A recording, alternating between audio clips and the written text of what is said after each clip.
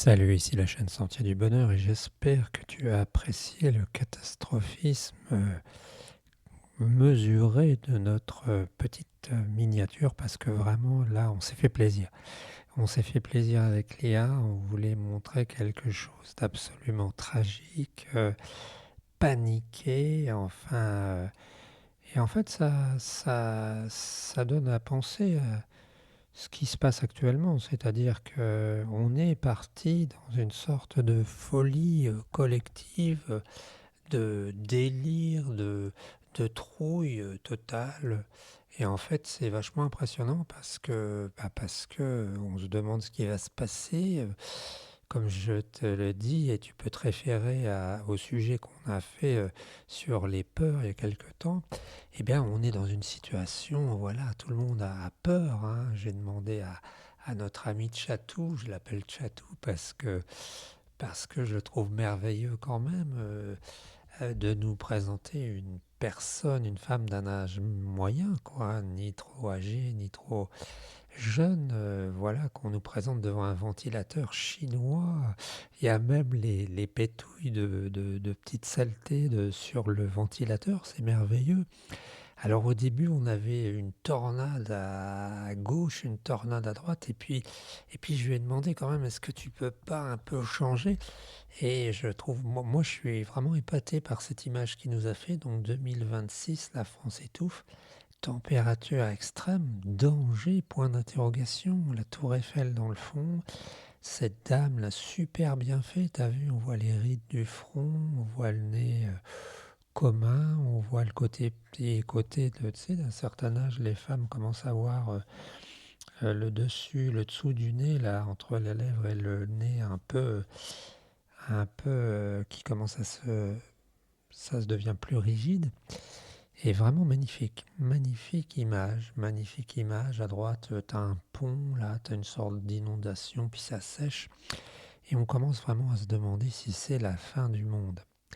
Alors, est-ce que c'est la fin du monde? Question, est-ce que c'est la fin du monde?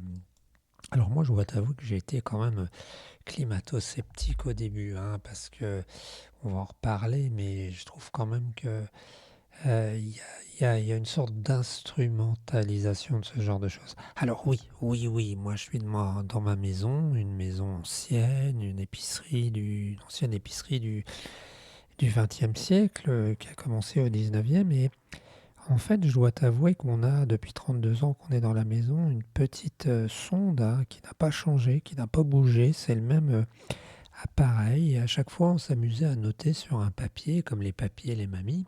On commence à être des papiers, des mamies. Et on s'amusait à noter la température quand la canicule arrivait. Parce que la canicule, ce qu'il faut dire, c'est que c'est pas seulement une histoire de température. C'est une histoire de température, sur un temps long. C'est ça qui est important dans la canicule, hein. C'est-à-dire qu'on a une température, mais cette température, elle a lieu sur un temps assez long. Il faut plusieurs jours, etc. Et en fait, la canicule, un des signes de la canicule, c'est aussi quand la nuit, eh bien, tu peux pas te reposer parce qu'il fait chaud. Et il y a quelques années, eh bien, on avait remarqué que la canicule, c'était à 23 degrés. Et là, on est arrivé à 25,5 degrés. Donc on peut dire de manière objective qu'on est vraiment arrivé à un moment où ça commence à nous chauffer. Alors, question, est-ce que c'est grave, docteur? Eh ben, on ne sait pas. Eh ben, on ne sait pas, on ne peut plus actuellement, je pense, si tu as des, on va dire, des arguments contre, eh bien, donne-nous-les, hein. Mais moi, je m'aperçois qu'on a une situation où vraiment il fait très, très chaud, de plus en plus chaud. On est quand même en mai 2026 et on a quand même une canicule, hein. On est allé à Bayeux hier, il faisait 32 degrés 5, 33 degrés dans Bayeux. On est dans une situation qui est quand même préoccupante. On ne peut plus dire qu'il ne se passe pas quelque chose d'un peu curieux. Alors, attention, il se passe quelque chose de curieux par rapport à avant. Par rapport à avant et ce qu'on connaissait avant. Mais il y a eu des périodes de réchauffement sur la Terre, il y a eu des périodes de glaciation. Mais là, ça n'est pas tant ce qui se passe, c'est la rapidité avec laquelle ça se passe. Et par rapport à ça, eh bien, on ne peut que compatir quand on voit comme derrière cette brave femme, eh bien, des toits de Paris où, nous disait une jeune femme sur France Inter, il fait à peu près 35-34 degrés dans l'appartement. Hein. Nous vivons dans une maison ancienne, hein, et donc on est naturellement climatisé. On ne bouge pas trop, mais on ne monte pas à plus de 25, et encore on a une impression de fraîcheur dans notre salon. Mais je plains les gens qui n'ont pas plusieurs dizaines, centaines de mètres carrés, ou un peu comme une souris ou un petit rat, à aller se mettre quand on a besoin d'aller au frais. Et donc, je plains déjà premièrement ces gens-là. Hein. Je plains aussi la ville. Hein. On plaint aussi la ville parce que la ville, eh bien, il faut le dire, c'est le lieu même où finalement on a déshumanisé. Hein. Il y a de plus en plus de gens qui vivent dans les villes. J'adore Claude Michelet. Claude Michelet, c'est un homme qui, en fait, nous parlait il était de l'école de Brive, la première, et il nous parlait en fait notamment à travers les les Griveauloux et la suite, les deux autres romans, eh bien, il nous parlait de la vie paysanne. Et là, on s'aperçoit que depuis le début du XXe siècle, on a eu une érosion constante de la population rurale vers les villes, et on se rend compte qu'on a des villes qui sont totalement inhumaines. Alors, je te parle pas des villes haussmanniennes, hein, je te parle pas des villes du Paris haussmannien, je te parle pas du cœur de Montpellier en pierre de taille. Je te parle des villes qu'on voit habituellement, qui se construisent. Moi, je suis sidéré quand je vais à Caen, du côté de la piscine ou du côté du tribunal. Alors, ils ont eu l'idée de créer, on va dire, un quartier complet, tu vois. Ils ont créé un quartier complet. Seulement, tout ce qui manquait même dans la ville, ce qu'il y avait dans la ville haussmannienne, c'est qu'il y avait bien entendu un style qui était commun. Mais là, le problème, c'est qu'ils te font tout hacher. Il y a peu ou pas d'arbres, il y a une grande place toute vide. C'est fait avec cette sorte de béton dans lequel on met des graviers. C'est laid. Et puis visuellement, quand tu regardes, tu as le mélange de la laideur et finalement de l'unification. Quand c'était joli, ça faisait une unification de la beauté. Là, ça fait une unification de la laideur. Et alors, tu vas me dire quel est le rapport avec le schmilblick? Ben, tout simplement que ces villes, on l'a vu, on a déjà fait des sujets dessus, sont des villes qui sont faites non pas pour que l'homme y vive, hein, mais pour que finalement on n'y traîne pas. Parce qu'on a une seule trouille maintenant, c'est que, eh bien, il y a des mouvements sociaux, et ces mouvements sociaux, ils sont emmerdants parce que s'il y a du mobilier urbain qui n'est pas rivé au sol comme dans les prisons, eh ben, on peut l'utiliser. Ce qui fait que, il y a un bouquin qui était très bien là-dessus, il faudrait que tu ailles fouiller dans une des 750 vidéos de la chaîne. Et en fait, on y parlait, en effet, je me rappelle même plus ce que c'était, le titre, on y parlait de ces villes invivables, et on y expliquait, c'était je me rappelle maintenant, un livre sur les caméras de surveillance. On expliquait que la ville n'est plus faite pour que les gens y vivent. Hein. À mon époque, tu avais des petits bancs où les amoureux pouvaient se retrouver, et plus si affinité, et ils pouvaient eh bien vivre leur vie. Ils étaient protégés par un petit bosquet d'arbres et tout. Maintenant, c'est impossible. Maintenant, la ville doit être visible. S'il y a des émeutes, on ne doit pas pouvoir enlever les bancs, on ne doit pas pouvoir enlever les pavés, on ne doit pas pouvoir... Donc en fait, tout est uniforme, tout est absolument laid, parce que comme on n'a pas d'imagination, on a fait des sujets sur la laideur aussi, la laideur de Bayeux, la caserne, ou l'endroit où vivent les gendarmes. On nous dit que les gendarmes, eh bien, se suicident, pas forcément ceux de Bayeux, mais en fait, tu te comprends, quand ils habitent dans les cages à poules, au début j'ai cru que c'était une prison, que c'était une mesure coercitive pour punir les gens. Mais non, c'est là qu'on met des gendarmes. C'est là qu'on met des gendarmes. Va voir l'endroit où la gendarmerie de Bayeux, va voir les locaux qu'ils ont. Hein. C'est du pack acier vertical, c'est une vraie cage à poules. Tu vois aussi du côté de la gare de Bayeux, la NPE. c'est un truc à se tirer une balle dans la tête, quoi. L'avantage, c'est que tu te pends directement, quoi, quand tu vois le bâtiment. Et non contents de ça, ils en ont refait un deuxième à côté qui était pareil. Non, on manque d'imagination. Et le problème, c'est que en fait, eh bien, cette ville, elle est devenue invivable et thermiquement aussi. Parce qu'avant, on avait des arbres. Mais les arbres, c'est chiant parce que tu vois, un arbre, ça a des feuilles, et puis les feuilles, ça tombe par terre, et puis après, ça fait de l'humus, puis il faut nettoyer.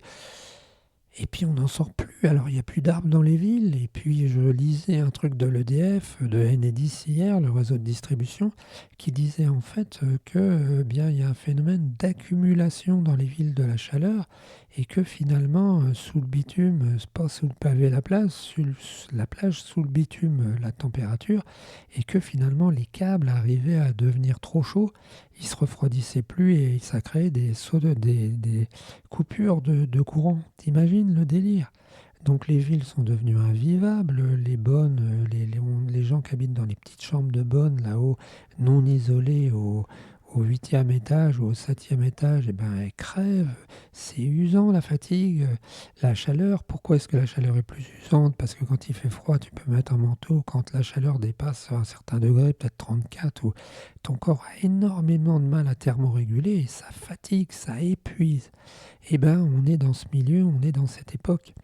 On est dans cette époque et pour que le tout soit complet, eh bien, tu t'aperçois par exemple par chez nous qu'on a cessé de débroussailler, on a cessé de supprimer les haies et qu'on transforme le bocage en plaine.